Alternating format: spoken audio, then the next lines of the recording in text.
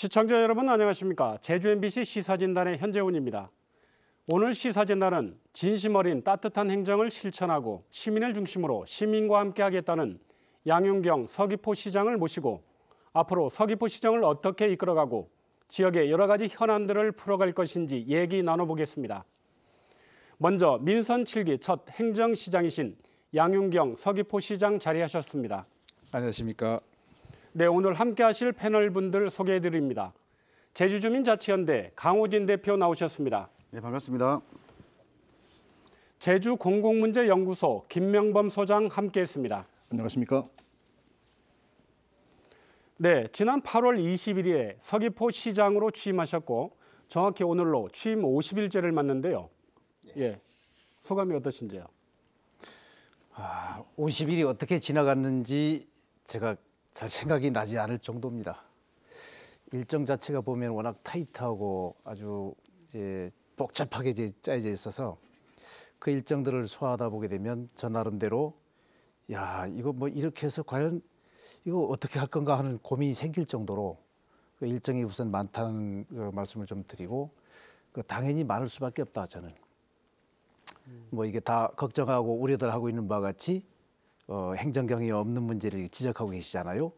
이런 문제를 저는 이거 해결해 나가기 위해서는 현장 속으로 들어갈 수밖에 없다. 그러다 보면 자연히 뭐 이게 시간 문제가 이게 너무 좀 없다. 이런 것은 제가 생각할 수밖에 없는 문제고 우선 저는 50일 동안에 가능한 많은 시민들을 만나고 싶어 했습니다. 또 많은 시민들을 만나봤는데요. 그분들이 생각하고 있는 얘기, 진솔한 얘기들을 제가 이미 듣고 있었습니다. 이 문제는 진짜 우리 서귀포 시민이 바라는 사항이었다. 한마디만 더 드리면 주민과의 대화에서 딱 어느 동사무소 갔는데 형식적인 대화 하지 말자.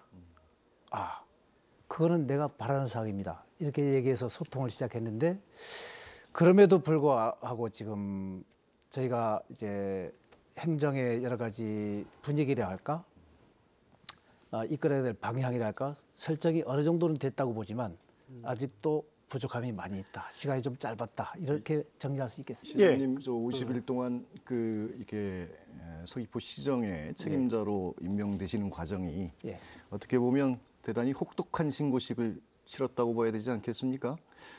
저도 사실 그 당시 50일여 전에 인사청문회를 이렇게 쭉 지켜보다 보니까 사실 찹찹하지 않을 수 없었습니다.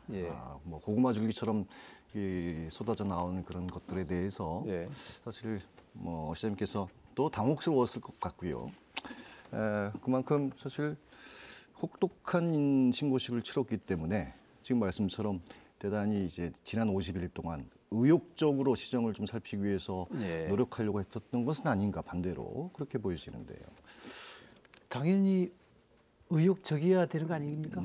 그 의욕적인 건 난 당연하다. 의욕이 없는 것이 오히려 난 문제다 이렇게 생각을 하고 청문회 말씀 주셨지만 청문회 과정에서 말씀 주신 바와 같이 제가 봐도 좀 혹독한 신고를 치렀다고 생각을 합니다. 그러나 그것은 제가 반드시 걸쳐야 될 과정에 있는 부분이고 그래서 저 나름대로 있는 그대로 뭐 이게 충분히 잘 설명을 드렸다 이렇게 생각을 하고 의회에서도 그런 부분을 어느 정도 인정을 하지 않았는가 저는 이렇게 생각을 하고 있습니다. 그 큰 틀에서 보면 원희룡 도장 입장에서는 뭐 협치에 한 가지 선택으로 시장님을 선택했다고 보는 그런 도민들이 많은데요. 50일 동안 원도정과 뭐 협치 내지 소통을 했다 그러면 뭐 어떤 평가를 자평하십니까? 평가에 대한 자평이라기보다는요. 제가 임명장을 받고 제가 이런 말씀을 드렸습니다. 물론 행정시장으로 지사께서 선택을 했지만 선택한 이유에 대해서는 지사만이 알 겁니다. 지사만이 알 것이다. 그런데 제가 이게 말씀드리게 된 이유가 뭐냐면 여러 가지 일을 함에 있어서 가능한 도전과 맞춰서 갈 수 있도록 노력을 할 것입니다. 그러나 과정 속에서 분명히 다른 얘기도 나올 수 있다. 그러면 저는 다른 얘기는 다르다고 말씀드리겠다. 이렇게 얘기했더니 지사께서도 그게 필요합니다. 이런 말씀을 주셨어요. 그래서 저희는 어쩌면 제주시장님도 그렇고 저도 그렇고 어쩌면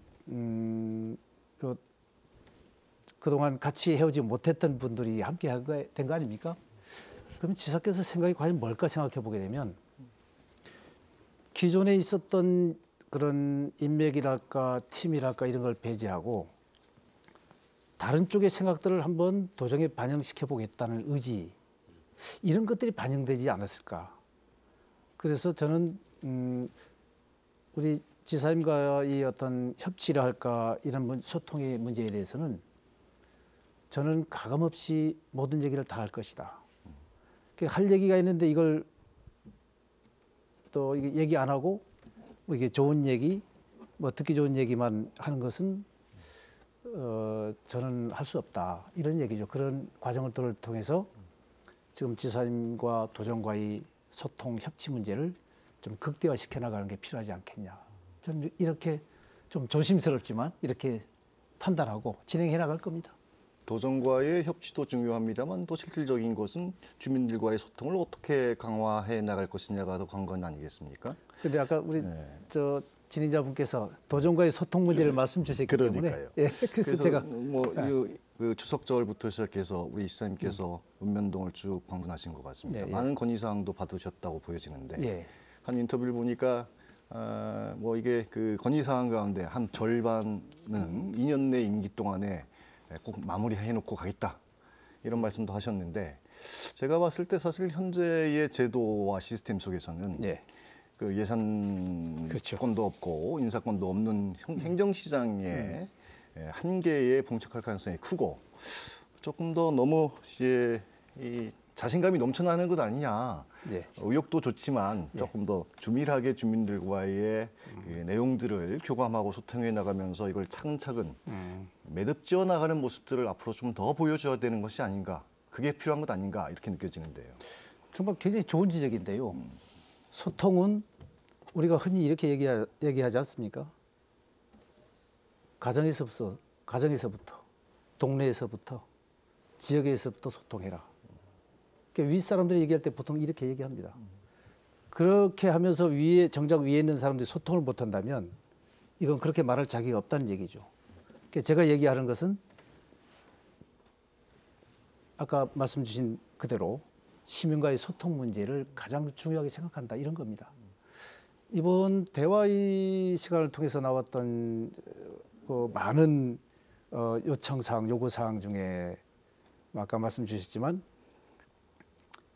51%의 목표는 설정이 필요하다.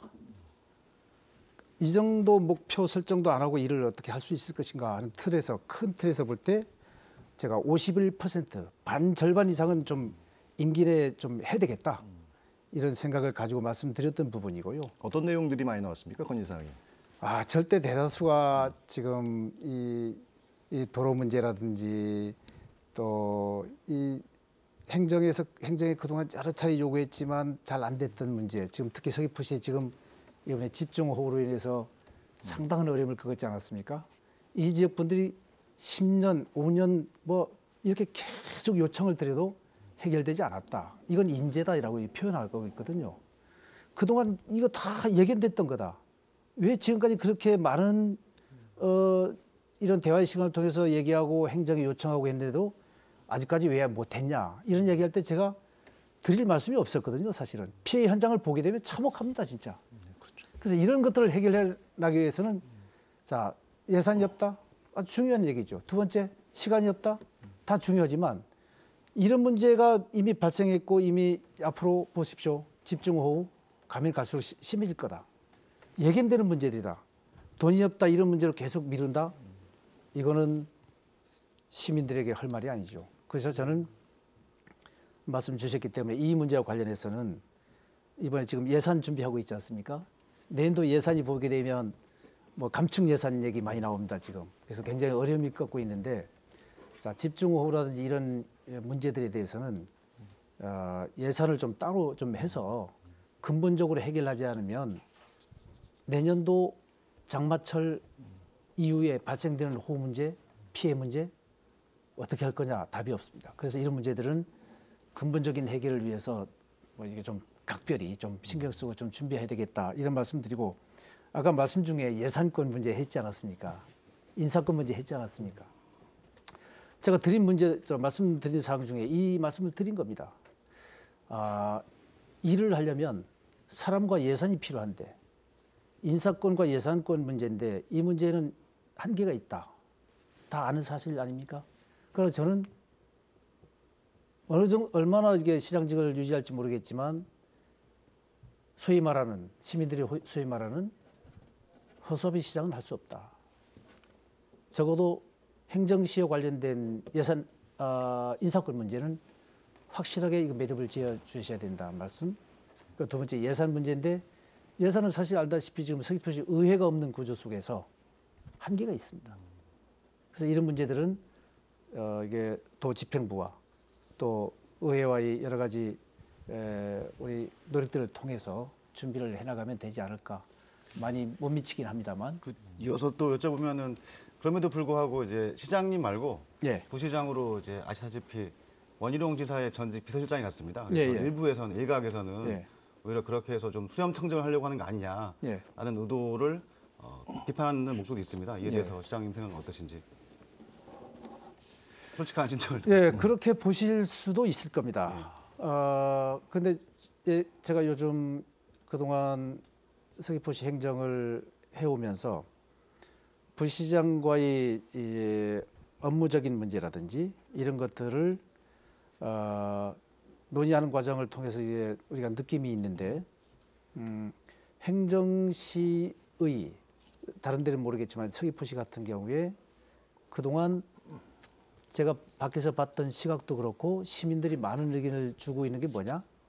그동안 너무 행정이 행정 편의주의적으로 했다. 이 얘기는 무슨 얘기냐면 제가 부시장님하고나 이제 간부 공무원들하고 얘기할 때에 아주 귀가 닳도록 얘기하고 있는 게 뭐냐?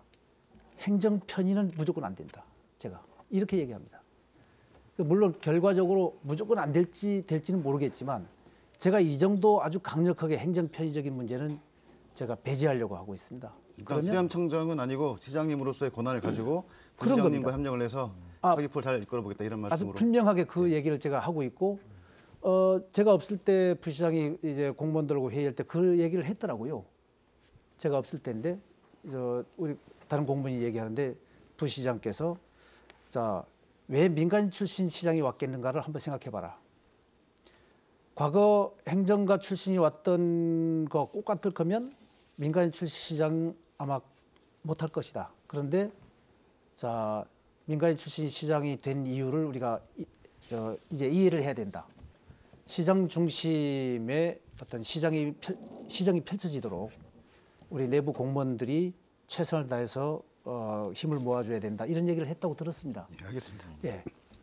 그 시장님 다양한 이력 가운데 아무래도 뭐 가슴에 담아두고 있겠지만 사삼 유족 회장을 뭐 중도에 그만두고 이제 서귀포 시장에 응모했다는 그런 비판 여론. 그런 그 여러 가지 다양한 이력이 혹시 서귀포 시장을 역할을 수행하는 데 도움이 되는 측면도 뭐 있는지, 그리고 혹시 그 사삼 유족 회장을 중도에 그만둔 부분에 대한 지금의 소회가 어떠신지 해서요. 사실 제가 가장 힘들어했던 게 그 문제입니다.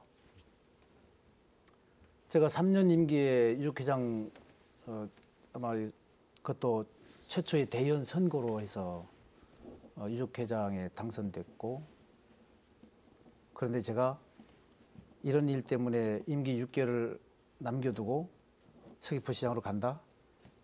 제가 마음에서부터 동의를 하지 않았습니다. 그래서 뭐 저 나름대로 여기에 대해서 뭐 이건 아니다라고 해서 주변 분들하고 이제 얘기도 하고 그런 과정 속에서 특히 우리 유족회 역대 회장님들을 포함한 내부적으로 이제 의논을 이제 해봤는데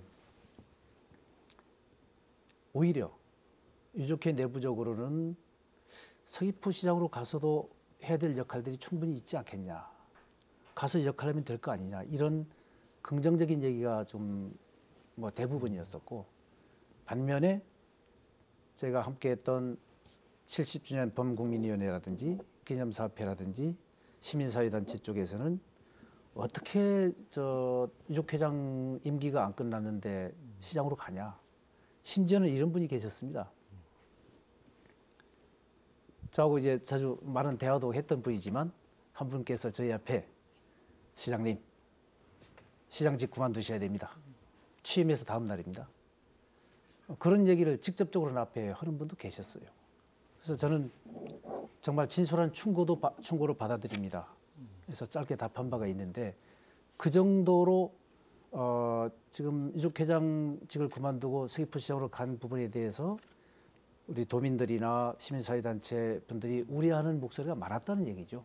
제가 모르는 게 아니고 알고 있었습니다. 일단 청문회는 지났기 때문에 근데 결론적으로라도 회장님 시절에 엄청 강조하셨던 네. 이제 배보상 문제를 포함한 사전특별법 개정 네. 그리고 저희와 함께 해주셨던 미군정에 대한 책임 묻는 문제가 사실은 좀 중도에 좀 흐지부지 되고 있습니다. 네. 그래도 이제 시장님으로 계시기 때문에 오히려 유족회장일 때보다 더 많은 좀 노력이 필요한 게 아닌가라고 좀 생각하는데 혹시 관련된 활동 계획이 좀 있으시면 알려주십시오. 그래서 지난번에 국회에서 9월 13일 날 토론이 있었지 예. 않았습니까? 제가 그 일정까지 국회에 가서 일정을 제가 잡았던 일정이거든요. 가보려고 했는데 도저히 갈 수가 없었습니다. 그래서 그때 진행됐던 내용들은 제가 대체적으로 알고 있고, 그래서 제가 이 특별법 관련해서는 지금도 이제 행정 쪽에서든 찾아오는 손님들 쪽에서든 계속 제가 강조를 하고 있습니다. 대화 시간을 통해서. 그래서 특별법이 왜 이번에 개정이 돼야 되느냐 하는 문제, 잘 모르고 계신 분들도 이제 많이 있거든요, 사실. 제가 이런 문제를 계속 얘기하다 보게 되면 그분들도 이해하고 뭐 이렇게 협조하는 분위기가 좀 있고, 두 번째는 미군정 문제 있잖아요. 제가 유족회장 때 제주시, 서귀포시에 각각 문서를 시행해가지고 미국의 책임을 묻는 문제에 서명 문제에 협조 좀 해달라는 문서를 보낸 바가 있습니다. 제가 들어가 보니까 움직임이 없었습니다. 그래서 서귀포시는 이로 인해서 문제가 생기면 제가 책임진다.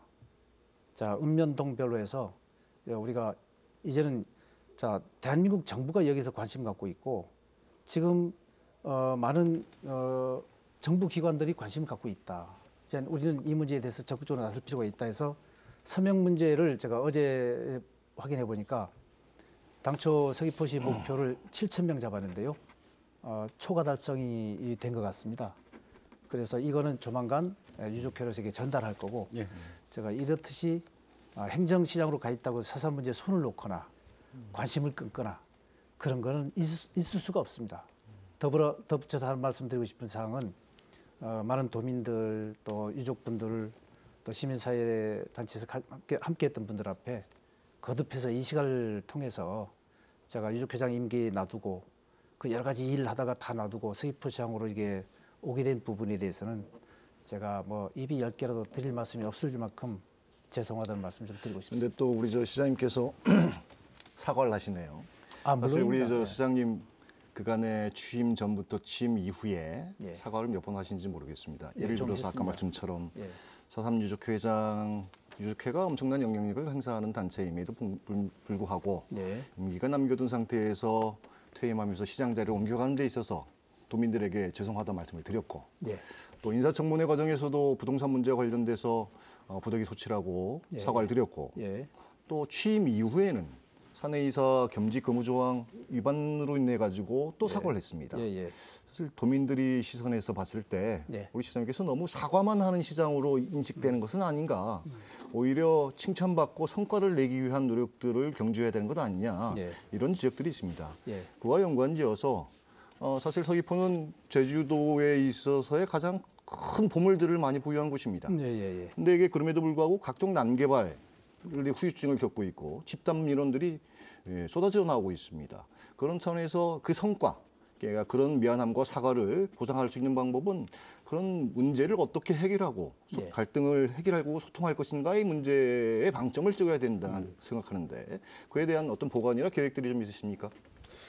예, 우선 정말 좋은 지적인데 서귀포시장은 뭐 툭하면 사과를 하고 뭐 이런 사과만 이렇게 한다 이런 지적이신데 정말 좋은 지적이지만 저희는 이미 이 얘기는 했던 얘기를 질문을 주셨기 때문에 답을 드린 거다 이렇게 이해하시면 좋겠고요. 특히 청문회에서 부동산 문제 말씀 주셨는데 약간 아쉬움은 있습니다. 부동산 문제 관련해서 할 때에 어떤 말씀을 주셨냐면 공적 자금이라는 표현을 이게 많이 하셨지 않았습니까? 사실 그건 공적 자금이 아닌데 설명할 기회를 제가 얻지 못했습니다. 하여튼 그래서 그 부분은 아쉬운 문제가 있었고요. 사내이사 관련된 문제들도 제가 주변을 못 챙기고 맞지 않습니까? 어쨌든 간에 이유를 불문하고 그래서 그런 문제 잘못된 건 제가 당당하게 사과하는 건 맞다. 그런 차원에서 했다는 말씀 좀 드리고요. 칭찬이라든지 평가 이런 얘기는요. 임기가 끝나서 한참 시간이 지나가서 우리 시민들이 오래 기억하면 이게 되는 거 아닌가. 제가 과하게 칭찬을 받거나 평가를 받으려고 하는 생각은 결코 없습니다. 그래서 이런 문제는 칭찬, 평가 이런 얘기는 아직 이 시간에 그렇게 맞는 얘기는 아닐 것 같다. 이런 말씀 좀 드리고요. 두 번째는 서귀포시에 정말 귀한 보물들이 다 많이 있지 않습니까? 사실은 있는데도 불구하고 현재 서귀포시는 참 어렵습니다. 여러 가지 현안들이 다 서귀포에 몰려 있고, 자 이런 것들이 소위 말하면 이런 거 아닙니까? 자 개발과 이제 보호라는 측면에서 볼 때 이 문제는 서로 부딪힐 수밖에 없는 거다. 근데 이게 조화롭게 잘 가는 게 가장 바람직한데 과연 이게 쉬운 거냐? 쉽지 않거든요, 사실. 그리고 이 많은 문제들을 서귀포시장 한 명 바뀌었다고 해서 이게 획기적으로 확 바뀌거나 성과가 확 나거나 아마 이렇지는 못할 거 아니냐. 쉽지 않다. 그렇습니다. 그러나 그럼에도 불구하고 제가 해야 될 역할을 소홀히 하겠다는 얘기는 아닙니다. 이제 있는 양껏 저희가 여러 가지 과정들을 통해서 우리 시민들께 도민들께 일하는 모습 좀 보여드리면서 시민들께 진정성을 가지고 다가서서 여러 가지 대화를 하고 소통을 하다 보게 되면 이런 문제들도 갈등이 요만큼 이 정도 이만큼 있다면 이 갈등이라든지 이런 문제들이 그래도 조금 더 줄어들면서 어떤 시민의 어떤 분위기라든지 이런 것들이 좀 올라올 수 있겠다 이런 생각을 가지고 있고 집단 민원의 문제들도 보게 되면 찬성과 반대가 아주 팽팽하지 않습니까 사실 이런 문제는 어느 한 측의 측면을 얘기 들어보게 되면 이것도 뭐 좀 일리가 있고 이쪽에 얘기 들으면 이쪽도 일리가 있고 그렇습니다. 솔직히 말하면 제가 환경단체 분들의 이번 여러 가지 지적 사항들 굉장히 중요한 지적이라고 봅니다. 만약에 이러한 내용들이 없어 보세요. 행정 일변도 그냥 막 가볼 거 아니겠습니까? 그러나 이런 제동 장치들이 중간중간에 진행되면서 이런 문제들도 조화롭게 어느 정도 가고 있는 것이 아니냐. 그래서 평가를 그렇게 하면서 그분들이 역할에 대해서 저는 긍정적으로 생각을 합니다. 네, 중간 정리 좀 하면요. 네. 제가 궁금한 게 네. 시장님이 생각하시는 네. 서귀포시의 가장 큰 현안이 뭡니까? 저는 언뜻 떠오르는 게 없어서. 없는 건 아니겠죠, 사실. 네. 예, 가장 큰 현안. 네. 가장 큰 현안으로 딱 하나를 꼽으라면 어렵습니다. 근데 역시 가장 큰 현안이라기보다는 큰 현안들이 몰려 있다. 역시 강정 문제, 그다음에 제2공항 문제. 조만간 어떤 여론조사가 이제 진행된다고 합니다만 헬스케어의 영리병원 문제 등 많지 않습니까 사실? 조그마한 문제들이 아닙니다 사실은. 그래서 어느 거 하나를 딱 찍으러 하면 찍기는 어렵다 이런 말씀이고요. 이 사항들 강정은 강정문대로 제2공항은 제2공항대로 영리병원 문제는 영리병원대로 다 여러 가지 내용들이 좀 다르지 않습니까? 그래서 이런 문제들을 어떻게 풀어나갈 건지에 대해서는 좀 전에 말씀을 언급한 바가 있습니다만 행정시장이 과연 여기에 대해서 얼마나 권한을 갖고 있냐. 우리 시민들이 다 알고 있다. 별로 권한 없다. 할 역할 그렇게 많지 않을 것이다. 아마 이거 대체로 이렇게 생각할 겁니다. 아마 패널 분들도 그렇게 생각할 줄 아는데 그러나 제가 강정을 몇 차례 다녀왔습니다. 제가 봤던 게 있습니다. 봤던 게 있어서 이 문제는 이런 시간을 통해서 말씀드리기 약간 적절치 않아서 따로 말씀드릴 기회가 있으면 좀 드리겠습니다만 그 문제는 그 문제대로 가져가야 될 것 같고 특히 이제 내일부터 이제 국제 관람식이 열리지 않습니까? 이 문제와 관련해서는 제가 아쉬웠던 것은 이런 겁니다. 당시에 3월 달이죠. 해군에서 강정마을에 마을이 반대하면 관람식을 안 한다는 얘기를 아마 했었을 것입니다. 그러나 그 이후에 진행되는 과정을 보면서 왜 이렇게 할까? 왜 약속을 못 지킬까? 하는 생각을 했었습니다. 그러나 그 이후에 어떤 일이 있었습니까? 마을 차원에서 다시 회의를 하고 투표를 하고 해서 마을의 입장을 정리를 했죠. 조건부 관람식 동의라는 거죠. 그러면 자 조건부 동의라면 이 조건들이 이번에 뭐 BH든 뭐 정부든 해서 이게 잘 받아들여져서 지역 주민이 원하는 사항, 조건부 동의 사항을 충족시켜주면 이거는 하나의 기회로 우리가 좀 삼을 수도 있지 않겠냐 이런 생각을 했는데 제가 이 말씀 드려도 될지 모르겠는데 하나 말씀드리면요. 이번에 관람식 준비와 관련해서 저희 서귀포시에 여러 가지 협조 사항이 들어옵니다. 아주 여러 가지. 들어온 것 중에 제가 안 된다라고 한 게 하나 있습니다. 그게 뭐냐면요. 지금 현재 강정에 가보게 되면 그동안 처절하게 싸웠던 깃발, 현수막 이런 게 있습니다. 이 강지 철거토록 이게 사실은 협조로 이게 들어왔길래 이거는 난 못한다. 왜 못하느냐? 나는 지금 강정 지역 주민들과 진솔한 소통을 해야 됩니다. 그런데 이걸 강제 철거하면서 또 다른 불씨를 만들게 되면 어떻게 진솔한 소통을 하겠냐? 자, 대통령도 강정 지역 주민이 반대하는 거 알고 있다. 정부도 알고 있다. 있는 그대로 보여주는 게 맞지 않겠냐. 저는 우리 공무원분들이 좀 난감했겠지만 저는 두 번에 걸쳐서 이렇게 저희 입장을 정리한 바가 있는데 이런 것들이요. 그동안 행정가 출신이 시장님들도 열심히 했지만 아마 민간인 출신이어서 할 수 있는 얘기가 아닌가. 저는 이렇게 생각을 하고 이런 문제들을 통해서 자 이번에 관람식을 통해서 지역 주민들이 조건부 동의안이 충족되어지게 되면 어떤 전환점으로 삼으면서 현실은 인정할 수밖에 없습니다. 현실에 대해서는 지금 현재 어떻게 할 겁니까? 이걸 되돌릴 겁니까? 인정을 하면서 참 말씀 중에 좀 죄송합니다만 사실 관함식과 관련된 부분에 있어서 사실 찬반의 갈등이 여전히 상존하고 진행형이라는 건 인정하시는 거 아닙니까? 물론입니다. 그리고 지금 어차피 진행 과정 내에서 강정마을 해군기지 반대 대책이 반대 주민들 입장에서는 이 관함식 자체의 여전한 개최 취소를 요구하는 입장이고 사실 얼마 전에 원희룡 지사께서는 사실 공동체 회복의 전기를 이 관함식을 통해서 만들었으면 좋겠다라는 얘기도 한 적이 있습니다. 시장도 그렇게 말씀을 하셨지만 여전히 관함식이 내일부터 이루어짐에도 불구하고 과연 도민들은 제대로 된 이런 공동체 갈등들을 해소하는 그런 장으로 자리매김할 수 있을지 기대와 우려가 사실 교차하는 건 사실이지 않습니까?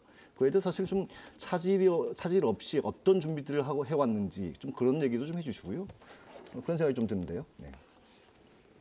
이 관함식 문제가 참 예민하네요. 사실 예민한데 제가 이렇게 한번 말씀드리면 어떻겠습니까? 지금 관함식과 관련해서 찬성과 반대 분명히 있습니다. 근데 제가 마을 차원에서 투표 과정을 통해서 토론 과정을 통해서 결정된 부분이 있고 또 시민사회단체를 포함한 일부 강정지역 주민들이 관함식을 반대하는 입장이 있고 상존하는데 만약에 제가 한번 질문을 던져보게 되면 우리 소장님께서 행정시장이다.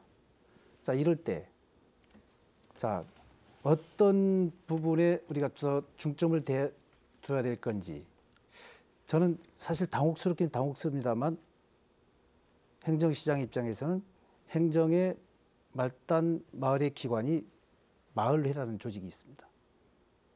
공식적으로 마을회라는 조직에서 결론이 나게 되면 행정시장의 입장에서는 이 부분을 존중하는 것이 맞지 않겠냐. 물론 반대하는 분들이 의견을 무시하는 건 아닙니다. 소장님이면 어떻게 하시는 게 맞을 것 같습니까?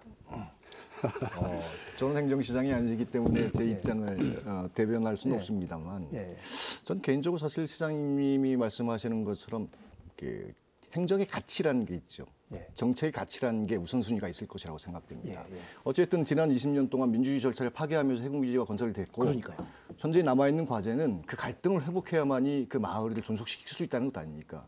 그런 차원에서 행정은 그걸 조정하고 중재하는 역할이 가장 우선돼야 된다고 생각합니다. 그런 차원에서 시장님의 보관이 무엇이냐를 저는 구체적으로 물었던 겁니다. 이어서 관한식 몇 가지만 여쭤보겠습니다. 첫 번째는 이제 현수막 철거 대집행 안 한 건 잘한 것 같고요. 다만 지난 10월 1일 날 해군에서 또 해군기 정문 앞에다가 사실상의 집회를 방해할 목적으로 화단을 조성한 게 있습니다. 과거에 이제 이명박 박근혜 때 하던 그런 전술인데 10월 1일 날요? 네, 그렇죠. 한번 확인 좀 부탁을 드리고요. 두 번째는 이런 겁니다. 11일 날 모레죠. 대통령께서 혹시 오실지도 모르는데 4.3 당시 4.3 추념식에 오셔가지고 이어가지고 유족분들 만나서 위로하는 것과 사실 한두 시간 전에 군사적인 행사에 참여하셨다가 1시간 뒤에 다시 주민들을 만나서 위로를 표하는 건 제가 보기엔 1시간 뒤에 빰 때리는 거 아니라고 볼 수 있거든요. 이건 약간 맞지 않다고 보여집니다, 기본적으로. 세 번째는 결론적으로는 이번 때 미 핵 항공모함이 나타나게 됐습니다. 근데 문제는 작년 11월에도 핵 잠수함이 왔었는데 분명히 서귀포시하고 도에서 도민들의 건강권을 위해서 분명하게 해군과 협의를 해가지고 핵 물질을 탐지할 수 있는 장치를 하기로 했었는데 현재 10월 9일 현재 아직 된 게 아무것도 없거든요. 이 부분에 대한 또 시장님의 보관 있으시면 듣고 싶습니다. 제가 모르는 게 너무 많다. 우선 10월 1일 그 설치된 내용은 제가 인지하지 못해서 어떤 상황인지 제가 한번 따로 말씀도 올리겠습니다. 더 한번 봐야 될 것 같습니다. 봐야 될 것 같고. 관함식을 마치고 나서 시민 강정 지역 주민들을 만나서 대화한다는 문제에 대해서 문제를 제기하셨는데 이 관련돼서는 비치 쪽하고 마을회하고 시간 조정 문제라든지 이런 것들을 협의를 하고 있다고 합니다, 사실. 그래서 최종 결론이 어떻게 나는지 아직 모르겠지만 아까 이제 우리 강 대표님 얘기가 맞을 것 같습니다. 잘 알고 계시니까 행사 마치고 나서 시민들과 대화하는 걸로 이게 비춰지는데 저는 이 문제에 관련해서는 지역 주민과 사전 협의를 통해서 시간과 관련돼서 앞에 하고 뒤에 하는 문제는 그렇게 문제가 될 건가 하는 생각을 하고 있고 그때 4.3 때 오셨을 때도 대통령께서 끝나고 우리 도민분들과 이렇게 따로 해서 대화 시간을 가졌지 않았습니까? 그래서 저는 그거는 그렇게 문제되지 않을 거다 저는 이렇게 생각합니다. 강정 주민들이 반대하셨던 군사적인 행사에 참여하시고 그 앞뒤로 해가지고 또 관련돼서 또 사고하는 건 제가 보기엔 좀 유혈배반적인 게 아니냐. 차라리 관함식 이외에 깔끔하게 다른 기회와 장소를 통해서 사고해버리는 게 지금의 갈등을 푸는 저는. 그런데 강정 지역 주민들은 그때 와서 분명히 여기 대해서 사과하고 얘기를 해라. 이렇게 요구를 했지 않았습니까? 그거는 서로 입장이 다른 부분이 좀 있는 것 같습니다. 그래서 저는 아마 그 문제는 강정 지역 주민들이 원하는 사항에 이게 거꾸로입니다. 청와대가 개입을 해가지고 우리가 대통령님을 모시고 관함식에 올 테니 강정 주민들께서 도와주셔라라고 안건을 던졌고 그래서 이제 주민들 입장에서는 대다수 입장에서는 대통령 오시는데 한번 얼굴 보자 이렇게 돼버린 거죠 결과적으로. 그래가지고 이 관함식이 복잡해진 과정은 저희가 보기엔 주민들의 의사라기보다는 청와대가 개입을 해가지고 관함식을 꼭 열어야 되겠다라는 이제 목적 속에서 주민들을 이렇게 해버리니까 오히려 갈등이 커져버린 그런 상황이고 마지막 아까 잠수함 핵 장비 문제는 조금 아시는 게 있으시면. 그래서 이 얘기도 제가 내용을 담당이 서귀포시로 되어 있습니다. 잘 보시면 그 문서에 보시면 이게 도청하고 서귀포시가. 이 문제는 따로 한번 말씀 주시면 제가 어떻게 진행되는 건지 내용이 뭔지 한번 파악하고. 핵심 내용은 결국 제주 해군기지에 핵물질을 탑재한 핵 잠수함 또는 군함이 오는데 이것은 또 군사적인 걸 떠나가지고 서귀포 시민들의 안전을 또 위협할 수가 있기 때문에 분명하게 도하 서귀포시에서 분명하게 이제 핵 물질에 대한 방사능을 측정할 수 있는 장비를 해군과 협의했다고 2017년 11월에 얘기했습니다. 그런데 아직 2018년 10월인데 진도가 아직 거의 아무것도 나간 게 없는 거죠. 그렇습니까? 예, 확인 좀 부탁드리겠습니다. 예, 어쨌거나 제가, 확인 좀 해보겠습니다. 해군기지 문제만큼 이제 어려운 게 제2공항 문제. 얘기를 안 할 수가 없는데요. 이제 타당성 용역이 제대로 됐는지 제주사 할 그 기구 검토위원회가 지금 가동 중인데요. 그 검토위 내부 뭐 일부긴 하지만 이것도 공론조사로 좀 해야 맞는 거 아니냐 이런 목소리가 있습니다. 혹시 시장께서 이 공론조사에 대해서 어떤 입장을 갖고 계신지 아니면 입장이 우선 없는지요? 네. 이 제2공항 문제에 대해서 제가 얼마 전까지 정확하게 날짜는 잘 모르겠지만 검토위원회 관련해서 이게 논란이 사실 있었지 않았습니까? 제가 화가 나더라고 사실은. 아니 객관적으로 공정하게 타당 조사를 하겠다고 했으면 당연히 검토위원회가 같이 이 문제에 대해서 논의하고 협의하고 가야 되는 거 아니냐. 근데 그동안 국토부는 어떻게 했냐면 없이 간다고 계속 줄 갔었던 겁니다. 그래서 제가 봐도 시민의 입장에서 볼 때, 지역민들이 입장에서 봤을 때는 왜 저렇게 하지? 검토위원회 구성해서 당당하게, 공정하게, 객관적으로 하면 이게 나중에 좋아질 텐데 왜 이렇게 하는가 해서 저도 불만이 사실 있었는데 문제를 저도 던진 바가 있습니다. 사실 있는데 그래도 결론적으로 이 문제가 잘 협의가 돼서 검토위원회가 이제 구성이 되고 회의도 지금 2차례가 했지 않았습니까? 그러면 이 문제는 공론화 목소리도 그 얘기가 있는 줄 압니다. 자, 이런 문제들을 검토위원회와 국토부 관계 여기에서 여러 가지 논의를 하게 되면 이게 진행 여부는 결정을 할 수 있지 않을 건가 이렇게 생각하고 지금 저희가 당장 필요한 부분은 이 검토위원회 구성마저 힘들었지 않았습니까? 이거 해야 되는데 뭐 반대하고 이러니까 서로 이게 이 문제만 가지고 갈등이 이제 생겼었는데 그러나 지금 와서 양측이 협의해서 같이 회의도 하고 진행되는 모습을 볼 때 좀 진전된 내용이 아니냐, 좀 지켜볼 필요성이 있다. 저는 이렇게 생각을 하고 있습니다. 하여튼 공론조사 부분에 대해서는 입장을 유보하신 걸로. 유보합니다. 유보하고 지금 뭐 지난번에 어느 국회의원께서도 이 문제에 대해서 말씀을 이렇게 주셨는데 여기에 대해서 뭐 이게 국토부 입장도 보니까 사실 다르게 나왔고 그래서 저희들 일반 시민들이 보기에도 이 문제가 과연 진실이 뭐냐 이제 뭐 의아해하고 있지 않았습니까? 근데 저희가 보는 관점에서는 우선 그동안 힘들었던 검토위원회가 구성이 됐기 때문에 자 이제 국토부에서 진행하고 있는 이 팀들과 또 공론화 뭡니까 이제 검토위원회도 대단한 분들이 함께 했지 않았습니까? 이분들과 함께 전체적으로 진행 사항 검토하고 확인하고 이러면 이게 가능하지 않을 건가 저는 이렇게 생각을 하고 있습니다.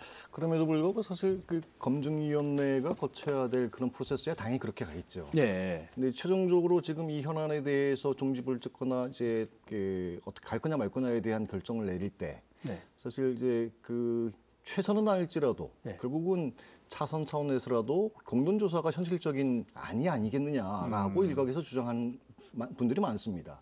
물론 그 안에 사실 그 공론조사의 대표성이나 공정성의 시시비가 분명히 있을 수 있습니다. 근데 그럼에도 불구하고 행정 스스로 아까 말씀처럼 여당 집권 여당인 민주당 쪽에서는 공론조사 쪽으로 가겠다라는 의도가 좀 강하게 내비쳐지고 있는데 그런 차원에서 사실은 어찌 보면 국회의원들 스스로 검증위원회 차원의 논의 자체를 차단시켜버리는 논의의 확장성을 좀 차단시켜버리는 우려를 범하고 있는 것 아니냐 이런 생각도 드는데 어떻게 생각하십니까?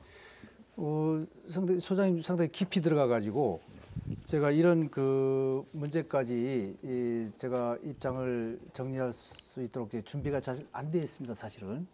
그래서 지금 나는 우선 아쉬웠던 부분들이 자 이게 이 검토위원회가 왜 안 될까? 이거 좀 해서 좀 했으면 좋겠다. 일단 검토위원회가 구성되고 회의도 열면서 이제 진행이 되고 있기 때문에 이 진행 사항을 좀 더 지켜보자라는 게 저희 입장임을 말씀을 드리겠습니다. 아무래도 서귀포 지역 그 1차 산업 비중이 상대적으로 높습니다. 그런데 이제 해마다 농산물 그 해상 운송비 좀 국비에서 좀 정부 예산으로 좀 지원해달라. 대통령 대선 공약이기도 하고 또 도지사 공약 빠지지 않는데 여전히 원래 내년에 국비 예산에도 또 반영이 안 됐어요.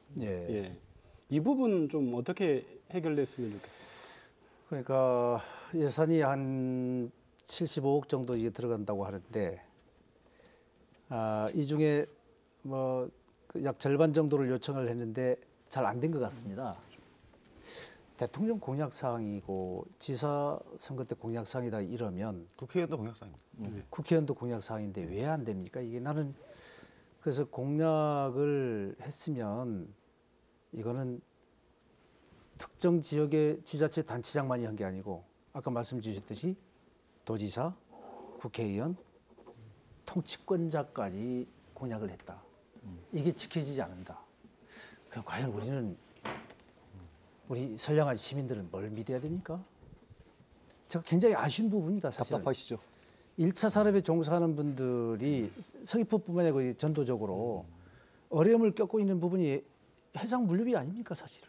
네? 그러니까 이런 문제들이 그렇게 그 위치에 있는 분들이 그렇게 공약을 했음에도 불구하고 안 된다. 이거는 아마 이번 국회에서라도 이미 기획재정부 넘어갔지 않았습니까? 예산안이? 예, 넘어가는데 정부 차원에서 특단의 대책을 세우든지 아니면 국회의원들이 역할을 한다든지 해서 또 도정도 마찬가지입니다. 이 앞으로 남은 과정 속에서도 얼마든지 뭐 과정들이 있지 않겠습니까? 예. 너무 낙관적으로 보시는 거 아닙니까? 아니 낙관적 해야 된다는 얘기죠. 그러니까 지금 해상운송비가 사실 무산 예산에 반영되는 게 되지 않는 게 벌써 3년째입니다. 아시다시피 3년째고 그간에 기재부에서 주장하는 것처럼 뭐 지역 형평성의 논리, 또 제주도가 농어촌 개발 특별법에 관련돼서 도서적으로 분류되지 않기 때문이다. 뭐 섬이 아니기 때문이다. 뭐 이런 식의 논리가 계속해서 매년 반복적으로 이루어지고 있고 시장님께서 말씀하셨던 것처럼 대통령의 공약사항이고 국회의원들의 공약사항임에도 불구하고 안 지켜지는 데 있어서 단순하게 정치권의 정치력이 미흡하다, 또 도의 대응이 미흡하다 이렇게만 갖고서는 또 내년에도 또 이와 같은 상황이 반복될 것이 아닌가라는 차원에서 도민들이 불안하고 농민들이 안타까워하는 건 아니겠습니까? 그러니까요. 그러니까 과연 이 문제에 관련해서 시장이 역할을 안 하겠다는 얘기가 아니고 시장이 할 수 있는 일이 이 상황에서 과연 뭐가 있겠냐 이겁니다. 현실적으로. 냉정히 한번 봅시다. 자, 지금 대통령 공약, 국회의원 공약, 도지사 공약이 되는데 행정시장? 아무런 힘없는 행정시장이 과연 역할을 할 수 있는 게 과연 어느 정도까지 있겠는지. 이건 분명히 한계가 있습니다. 시장의 역할로 이걸 만들어내기는 한계가 있다. 그러나 아까 말씀드렸듯이 그러한 위치에 계신 분들이 공약을 했으면 이 공약이 지켜지도록 남은 시간을 통해서라도 하여튼 있는 양껏 노력을 통해서 우리 시민들에게 농민들에게 이런 모습들을 좀 보여줘야 된다. 저 이런 원론적인 얘기지만 제가 할 수 있는 얘기가 더 이상 뭐 할 수 있는 얘기가 사실 없습니다. 이 문제 관련해서는. 좀 제안을 드리면 4.3 때 열심히 또 국회하고 협력한 게 있는데 다행히 어쨌든 국회 농림수산위는 또 오영훈 의원이 계신 거고 또 민주당의 농업인 위원장이 또 위성권 의원입니다. 지역구이기 때문에 그렇죠. 한 번 더 유족 회장님 시절처럼 강력하게 좀 만나가지고 이 부분을 정치권으로부터 약속을 받는 좀 그런 노력이 좀 필요한 게 아닌가를 좀 제안을 드리고 아울러서 또 예산 문제 관련해서 사실 서귀포가 농업이 되게 중요한데 10년간 통계를 내보면 제주도의 농업은 말로는 생명사업이라 하지만 예산이 계속 감소하고 있습니다. 그래서 어차피 예산 편성권자는 지사기 때문에 서귀포 시장으로서 2018년 11월 중순까지가 편성 기간이기 때문에 제발 좀 최소한 제주 농업 경제 비중만큼이라도 예산 편성을 해달라고 강력하게 요청하는 것이 저는 서귀포 시민을 위해서 좋은 일이 아닌가라고 좀 제안을 드리고 있습니다. 감사합니다. 진짜 감사드리고 이게 시작할 때 잠깐 말씀했지 않았습니까? 내년도 예산 편성과 관련해서 긴축 예산 이게 해서 굉장히 좀 당혹스럽습니다. 사실은 저희들 입장에서 예산 편성을 함에 있어서 해야 될 일도 많고 뭐 또 아직 돈 없이 되는 게 없지 않습니까? 사실 해야 되는데 막상 또 하려고 보니까 이런 상당히 어려운 문제들이 생겨가지고 제가 사실은 조만간 지사님 면담 약속이 되어 있습니다.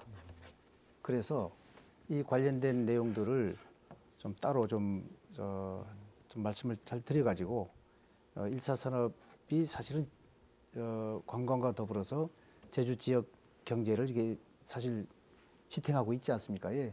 그러니까 이런 문제들을 해결을 해야 되는데 더 중요한 것은 우리 특히 서귀포시의 곳곳의 경제는 1차 산업에 종사하는 분들이 주머니 속에서 나옵니다, 사실은. 이 주머니를 우리가 조금 채워드리지 못하면 제가 추석 전후에서 이게 시장도 돌아보고 시민들도 만나보고 이랬는데 분위기가 안 좋았습니다, 진짜. 그만큼 힘들다는 얘기 아니에요? 예, 알겠습니다. 예.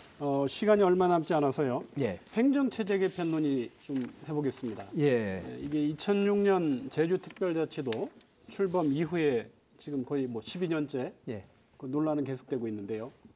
시장님 보시기에 자 좋습니다. 지금 임명직 행정시장, 그다음에 직선하는 행정시장, 그다음에 기초자치단체장, 의회, 지방의회까지 포함한 이 세 가지 중에 혹시 시장님 평소에 갖고 있는 그 제주시, 서귀포시의 바람직한 행정체계는 어떤 건지요?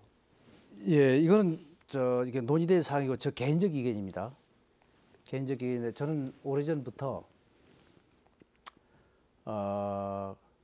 기초자치단체 부활을 포함한 행정시장 직선제는 반드시 필요하다라는 게 제 개인적인 입장입니다. 왜 그러냐면 우리가 지난 특별자치도로 이게 같이 가는 과정에서 과연 특별자치도 모습이 이런 모습이었다고 하게 되면 과연 그게 우리 도민들이 그렇게 투표를 했을 건가 하는 생각이 들고 그 얘기는 무슨 얘기냐면 우리 시민들이 잘 모르고 그냥 얘기 좀 듣고 투표에 참여한 분들도 상당수가 될 것 같다. 그런 생각이 들고 지금 와서 보게 되면 많은 시민분들이 그런 쪽에 이제 얘기들을 많이 하고 계시죠, 지금. 풀뿌리 민주주의 부활. 지금은 그게 못 되고 있다. 방법은 뭐냐? 기초자치단체 부활을 하고 행정시장 직선제를 하는 것이 선행돼야 된다. 라고 이게 말씀들을 많이 주시고 있고 저도 이 문제와 관련해서 여기에 생각을 한 게 꽤 시간이 지났습니다. 지금 소위 말하면 지난번 지방선거 때부터 제가 이렇게 생각을 하고 있었던 겁니다. 앞으로 우리 행정체제 개편과 관련돼서는 이런 방향이 맞겠다라고 생각했던 부분이고 단 서귀포시 입장을 정리하라고 하면 저는 앞으로 서귀포 시민들과 많은 대화 과정들을 통해서 과연 어떤 것이 정답인가 이런 문제들을 이게 좀 토론하고 논의해서 결정지는 것이 맞다. 그러나 아까 제가 말씀드리는 것은 개인의 입장에서 개인의 의견을 말씀드린 걸로 이렇게 이해를 좀 해주시면 하나 더 추가해서요. 그럼 그거는 행정체제 개편에 대한 문제고 행정체제 개편위원회에서 최근에 이제 나온 대안이 구역 조정이 있습니다. 서귀포시는 한라산 남쪽은 그대로 이제 한 개 시로 놔두고 제주시만 지금 현재 하나인데 세 개로 나눠서 전체적으로 4개 행정시로 하는 게 가장 좀 현실적인 대안이다. 이런 그 결과가 나왔는데요. 구역 조정과 관련해서 혹시 뭐 고민하는 부분이 있다면? 뭐 사실 11대 도의회가 개원되면서 굉장히 핫 이슈 아닙니까? 이 문제가? 그렇게 문제를 제기되고 있고 집행부에서도 어느 정도 이 부분에 대해서 받아들이는 분위기라고 지금 보거든요. 그러면 이번 11대 의회에서 이와 관련된 문제들이 뭐 어떤 논의 과정을 통해서 결론은 낼 수 있겠다라고 조심스럽게 제가 생각을 해보는데 지금 뭐 이게 의원들도 보니까 의견이 분분합니다. 사실은 대동제 말씀 강력하게 좀 하시는 분들이 계시고 아까 말씀 주셨듯이 이렇게 제주시를 이렇게 나눠서 하는 문제 이런 문제를 하고 있는데 저는 어느 자리에서가 제가 밝힌 바가 있는데 4개 시로 하는 것은 저는 적절하지 못하다. 서귀포시는 그냥 서귀포시 그냥 지금대로 가고 제주시는 이게 지금 국회의원 선거와 같이 좀 나눠서 그래서 전체적으로 행정시를 3개 이 행정시로 가는 구조. 이러면 서귀포시도 이제 곧 20만 멀지 않아서 될 것 같고 지금 말씀드릴 이렇게 하고 있지 않습니까? 이제 어쨌든 제주도는 균형 발전을 해야 된다. 서귀포시 인구도 조금 더 이게 늘어나고 이렇게 해서 균형 발전을 통해서 제주도가 전체적으로 같이 갈 수 있도록 해야 된다는 그런 말씀들을 많이 주시고 계시기 때문에 제주시는 50만이기 때문에 2개로 나누면 25만 정도씩 약 나눠지고 서귀포도 멀지 않아서 곧 20만 정도 이제 되니까 이런 구조면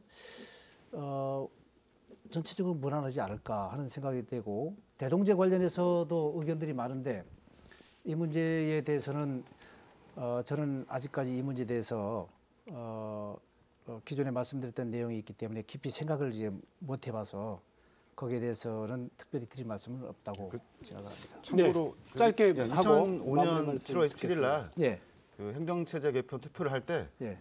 저희 입장에서는 다행스러운 건데 남제주 구민과 서귀포 시민은 예. 행정체제 개편을 반대했습니다. 결과적으로는 fut불이 자치를 지키려고 했던 그런 의지가 강했기 때문에 예. 저는 이런 부분도 나중에 서귀포 시민들 의견을 모을 때 꼭 예, 예. 참고를 부탁드리겠습니다. 아, 고맙습니다. 요거 포함해서 예. 한 30초 정도 예. 마무리 말씀 마무리입니까? 부탁드리겠습니다.